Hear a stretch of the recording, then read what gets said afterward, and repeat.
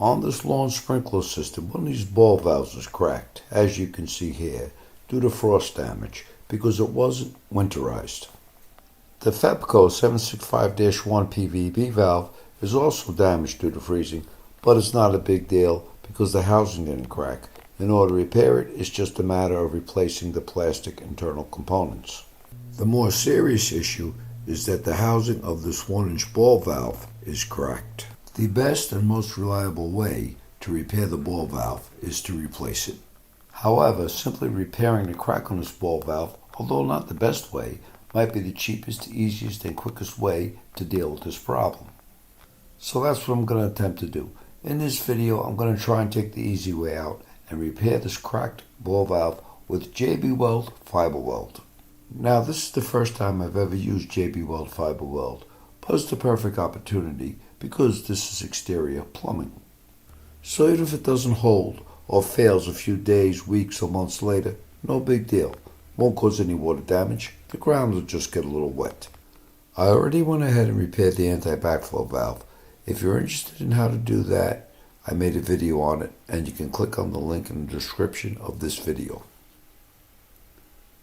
Now, before I repair the crack with J-B Weld, I'll turn the water on so you can see how bad the leak really is.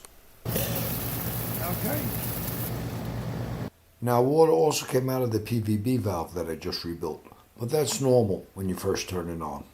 It normally takes a few seconds for the upper poppet valve to seat while the system is pressurizing.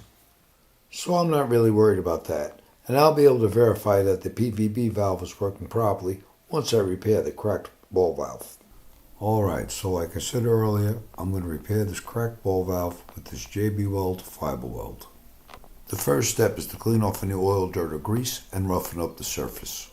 I'll do that with a Bastard file. You could use 60 grit sandpaper or grind it with a flat wheel. Whatever works for you. Just make sure you roughen up the surface and get it good and clean. Now that it's clean and roughened up, we're ready for the next step. And as you can see, you don't got to go too crazy. 5 minutes with a Bastard file is all this took. The next 4 steps involve working with epoxy, which is an exothermic reaction, so you'll have a limited amount of time to complete them.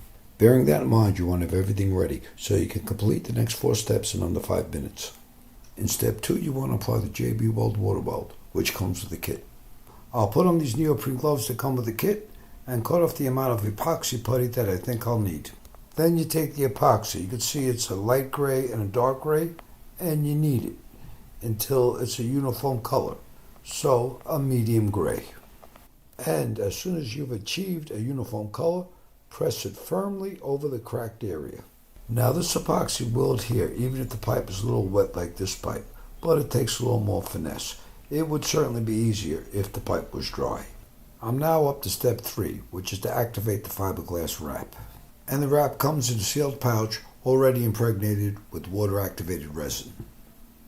Now the instructions don't say this, but I feel if I unwrap the roll first and then bunch it up before I dunk it in the water, it'll activate more thoroughly. The instructions say to submerge in water for 5 to 10 seconds. I'll keep it at 5 because I already unwrapped it, and that'll give me 5 extra seconds of working time. Now I'm at step 4, which is to apply the wrap. Now remember, you have a limited amount of time to do this, so you want to do it deftly. You also want to wrap it as tightly as possible, and you want to be careful not to shift the epoxy putty underneath out of place. In addition, be sure to use the entire roll to ensure that you get the maximum strength. Now I'm up to step 5, which is to apply this elastic bandage wrap. The purpose of this is to act as a clamp, and again you want to wrap this nice and tight to ensure it holds the fiberglass tape tight against the pipe while it cures. Still, as part of step 5, wait 5 to 7 minutes after you've secured the elastic wrap and then remove it. I suppose the reason for this is because if you're waiting for the fiberglass resin to completely cure, it might be more difficult to remove the bandage. I waited a good 10 minutes, and now I'll remove the elastic bandage.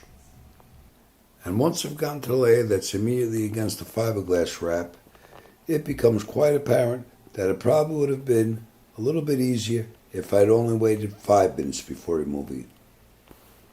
We're now up to the last step, step 6, which states, wrap cures in 15 minutes. Wait 1 hour for epoxy to cure, before turning water pressure back on. The sentence structure is a bit awkward, but what I think they're trying to say here is that the fiberglass wrap cures in 15 minutes and the epoxy putty cures in 1 hour. So they want you to wait a full hour before turning the water back on. Regardless of how you interpret their sentences, one thing is perfectly clear. They want you to wait 1 hour before turning the water back on. Alright, I've waited over an hour, so now I can turn the water back on. When I was applying the fiberglass wrap, I did overlap the valve stem a little bit, but I cleaned it up with a file so it won't interfere with the operation of the valve. All that's left to do is turn the water back on. Now you did see some water leak out of the PVB valve initially, but that's normal. It takes a few seconds for the upper poppet valve to seat when the system is first pressurized. As far as the repair to the ball valve is concerned, it certainly doesn't have any high volume leaks. But because it's so wet, I can't be certain if it has a slow leak or not. I'll have to wait for it to dry out to be sure.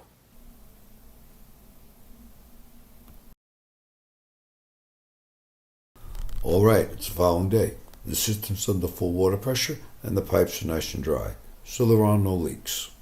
The J-B FiberWeld did the job, and it took less than 10 minutes.